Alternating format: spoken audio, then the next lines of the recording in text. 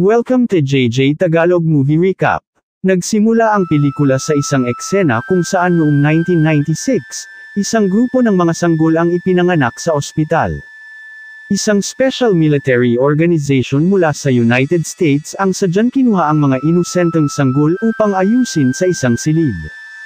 Ang mga sanggol na malalakas at matatalino, ay kukunin at isa sa ilalim sa espesyal na pagsasanay ng US military organization.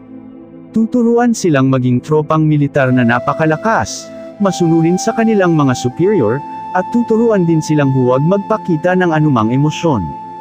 Sa oras na umabot na sila sa edad na 5, ang mga bata ay sinasanay na labanan ang kanilang takot, at tinuturuan na huwag magsalita o kumilos ng walang pahintulot ng coach.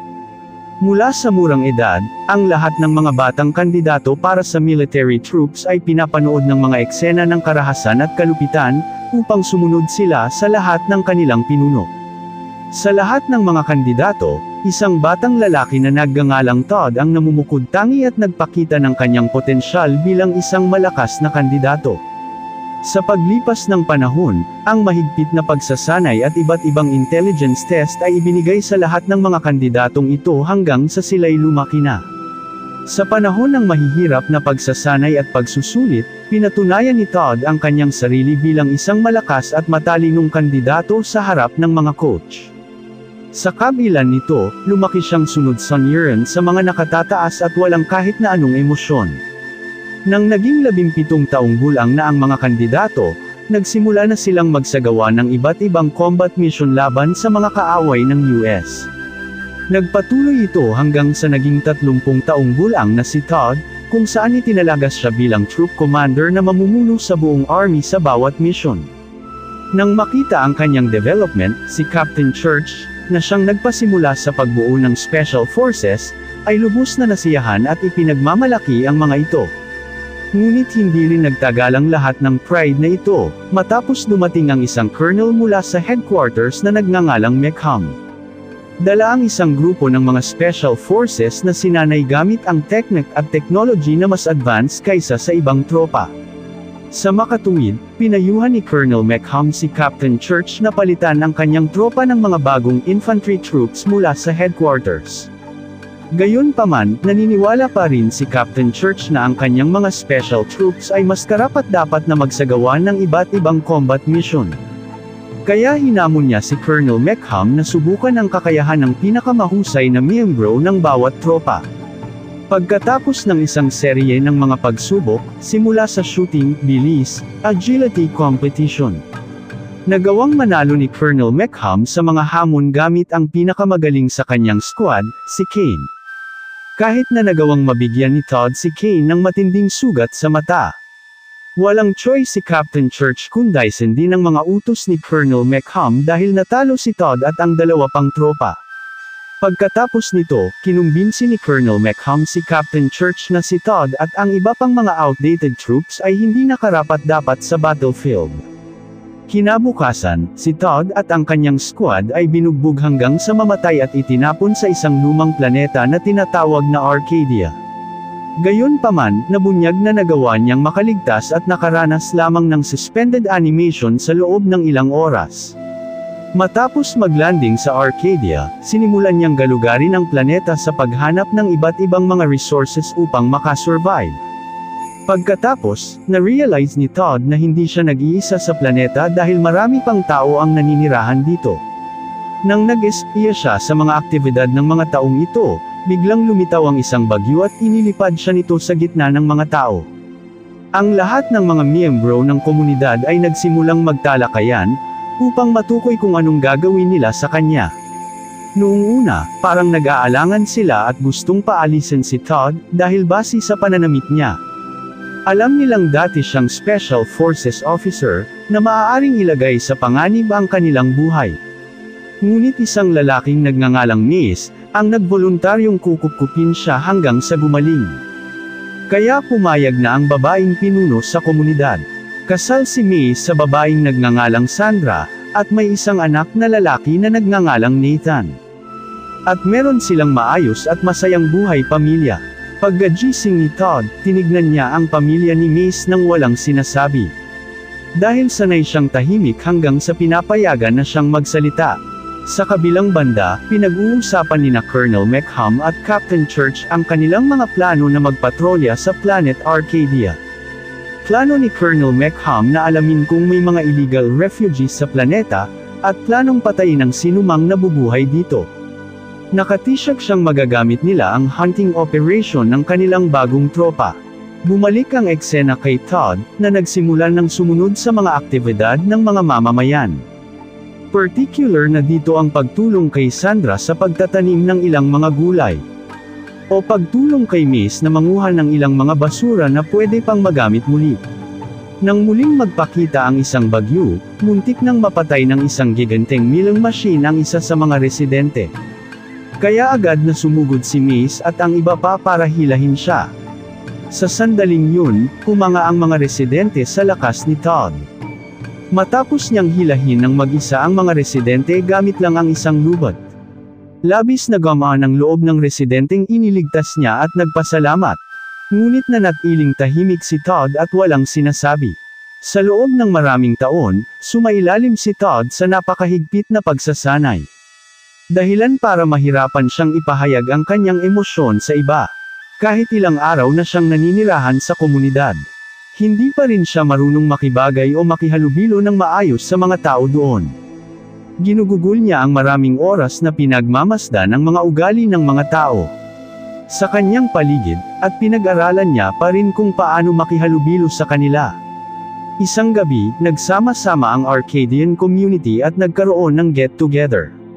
Ngunit sa halip na madala sa excitement ng party, nabalisa si Todd sa ingay ng party. Dahil pinapaalala nito ang lahat ng mga karahasan at takot na kanyang kinaharap sa laban. Pagkatapos ay lumayo siya sa mga nagsasayang tao upang magsanay ng mag-isa para pakalmiin ang sarili. Isang araw, nang nagpakita ang isang ahas kay Nathan, tinuruan siya ni Todd kung paano patayin ang ahas gamit ang sapatos upang maprotektahan niya ang sarili mula sa pag-atake ng ahas. Sa kasamaang palad, iba ang naging pagkakaintindi dito ni Mace at Sandra. Dahil sa tingin nila ay inilagay ni Todd sa panganib si Nathan. Nang hayaan niyang patayin ang bata nang mag-isa ang ahas. Pagkatapos nito, nagpa siya silang sabihin ito sa kanilang pinuno. Dahilan para mapatalsik si Todd mula sa komunidad. Sa kabutihang palad, kahit na pinatalsik siya sa komunidad, binigyan pa rin nila si Todd ng ilang kagamitan at pagkain. Makalipas ang ilang araw, bumalik ang ahas sa bahay ni Mace at muntik na siyang atakihin habang natutulog. Sa kabutihang palad, nagawang patayin ni Nathan ang ahas gamit ang isang sapatos. Gaya ng itinuro sa kanya ni Todd noon. Na-realize ni Mace na mali ang pagkakaintindi niya kay Todd. At ang kanyang mga ginagawa sa lahat ng mga oras na ito ay para lang protektahan sila.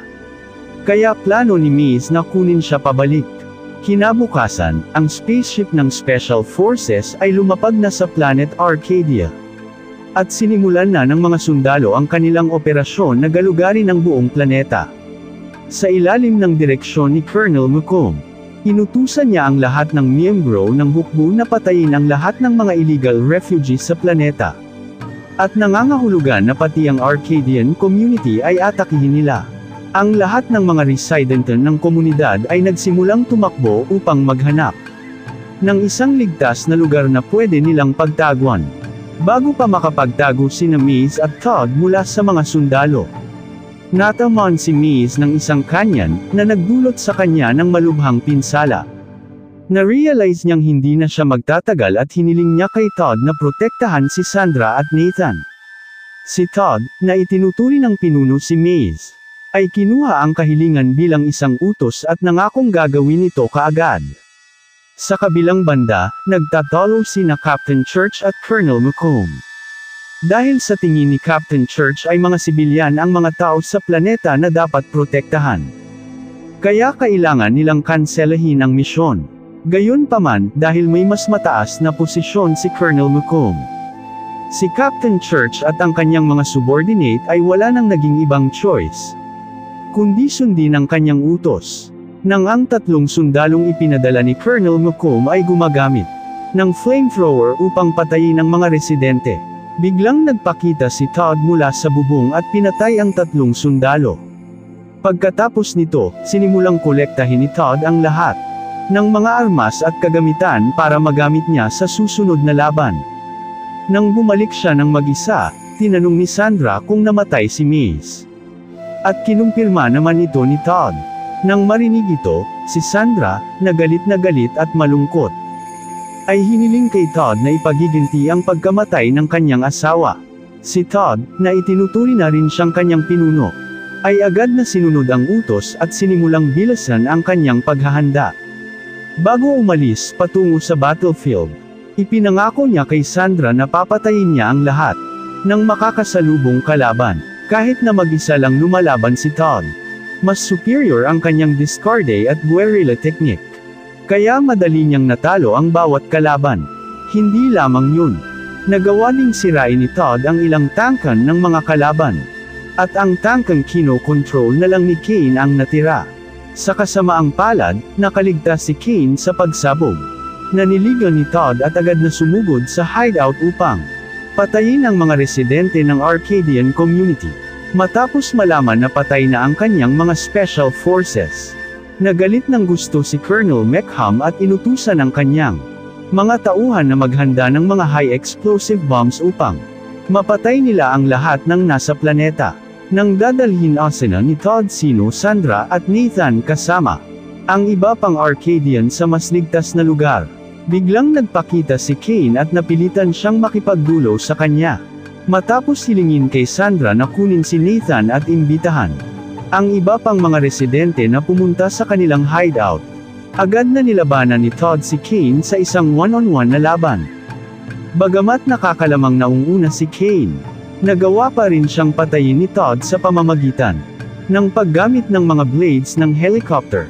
Nang malamang patay na ang kanyang pinakamahusay na fighter, inutusan ni Colonel Mecham ang kanyang mga natitirang tropa na umalis na sa planeta.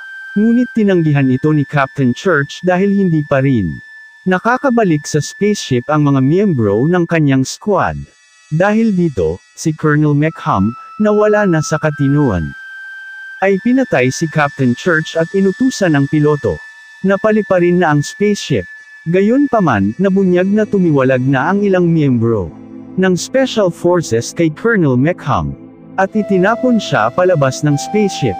Nang papaalisin na si Colonel Mecham at ang kanyang mga tauhan sa spaceship, si Todd, na nakikipagtulungan sa lahat ng mga onboard na tropa, ay itinulak siya palabas ng spaceship. Matapos makumpirmang nakasakay na ang buong Arcadian community, agad na pinalipad ni Todd at ng piloto ang spaceship, habang si Colonel Mecham naman at ang kanyang mga tauhan ay kailangan mamatay sa planeta dahil sa napakalaking pagsabog na dulot ng mga bomba. Matapos ang insidenteng ito, ang mga natitirang sundalo ay sumangayon na pipiliin si Todd bilang kanilang commander, na pamumunuan ang lahat ng mga operasyon na kanilang gagawin sa hinaharap. At dito na nagtatapos ang pelikula.